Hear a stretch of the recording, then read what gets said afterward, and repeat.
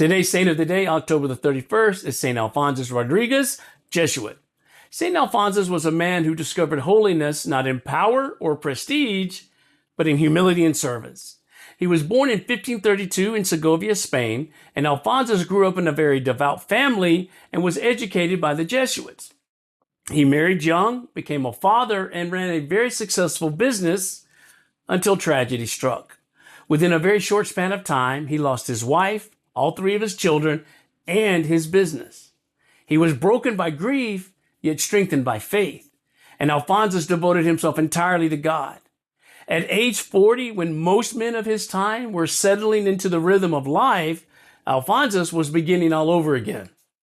He sought to enter the Society of Jesus, but his limited education and bad health barred him from the priesthood.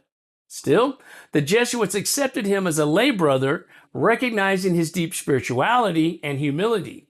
He was assigned as the porter or doorkeeper at the Jesuit college in Majorca, and Alphonsus spent over 40 years in that quiet, humble post. Day after day, he greeted visitors, swept hallways, ran errands, and prayed. But behind those simple tasks was a very profound interior life. He turned every duty into an act of love, and every interruption into an encounter with Christ. Students and travelers who passed through the doors he tended were often struck by his wisdom and gentleness. Among them was St. Peter Claver, who would later dedicate his life to serving enslaved Africans in the Americas. St. Peter Claver often said it was Alphonsus' spiritual direction that inspired his mission of mercy. Although Alphonsus never preached to crowds or led great movements, his quiet example became a living sermon on the sanctity of daily life. His writings, filled with reflections on humility, suffering, and divine love, revealed a man who found joy in complete surrender to God's will. When he died in 1617, his fellow Jesuits recognized what this world often overlooks: that true greatness is found in faithfulness to small things done with great love.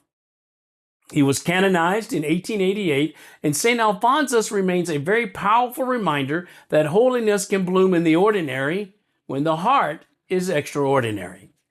My brothers, through humility, obedience, and deep prayer, St. Alphonsus showed that holiness is found in faithfulness to ordinary duties done with extraordinary love. His life reminds us that greatness in God's eyes often comes through quiet service and a heart surrendered to his will. Do we surrender our heart to God's will? Be the family warrior that God has called us to be. God bless.